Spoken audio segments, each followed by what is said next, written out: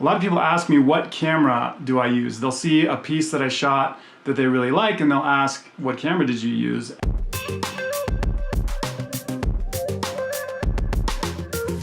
This is actually the camera that I used to shoot the majority of the footage in Dog Power, which is the film that I made that toured the world with the Banff Film Festival.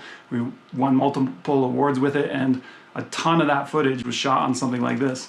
Now, I do shoot with other cameras oftentimes, and I'll rent cameras for specific projects and stuff like that. I find that keeping up with camera gear can be quite expensive, and honestly, stuff gets outdated so quickly.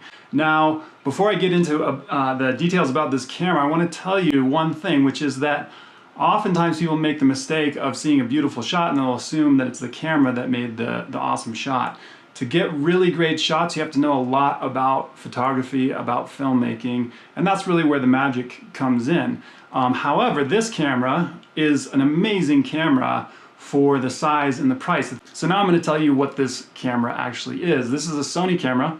It's the Sony RX10 Mark II. I had a Sony, actually I have one right here. This is my Sony RX10 Mark I, and both these cameras are fantastic cameras. This is just a little better.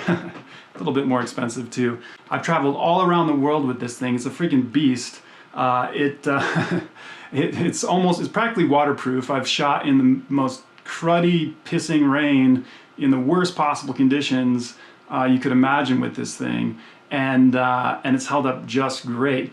The other thing that I love about this camera is that it's got a 24 to 200 millimeter built-in lens, so you actually can't change the lens on this camera, which for me is great. I hate being in a run and gun situation that's really stressful and I'm trying to get that shot and I have to sprint somewhere to capture something, and then to have to change lenses really sucks. This thing is amazing because it goes from 24 to 200 and it's a 2.8 f-stop consistent across the whole zoom length. So that's amazing. This lens itself is an amazing lens, and so the fact that it's built into the camera body does not bother me at all. In fact, I'd much rather have a watertight camera than be able to switch lenses. So this camera is about $1,200, which is actually quite cheap for what it can do.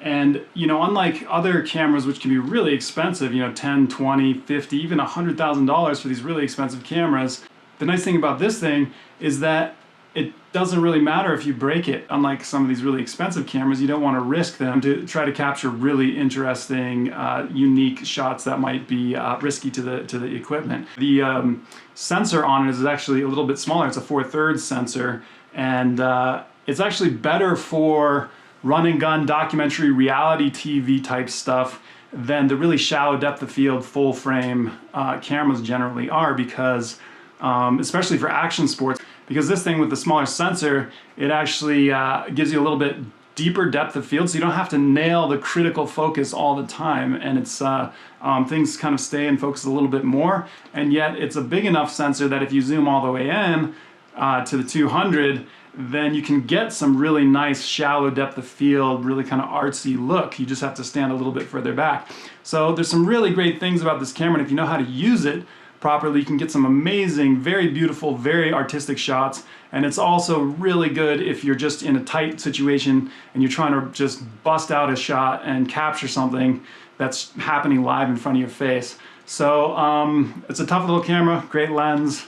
I love the sensor size, shoots 4K, shoots 120 frames per second slow motion as well. It looks beautiful and it holds up really well on a big screen. So there's not a lot of things. I mean, this is not a specialized camera, say like a GoPro, or you know, it doesn't have this massive telephoto lens on it.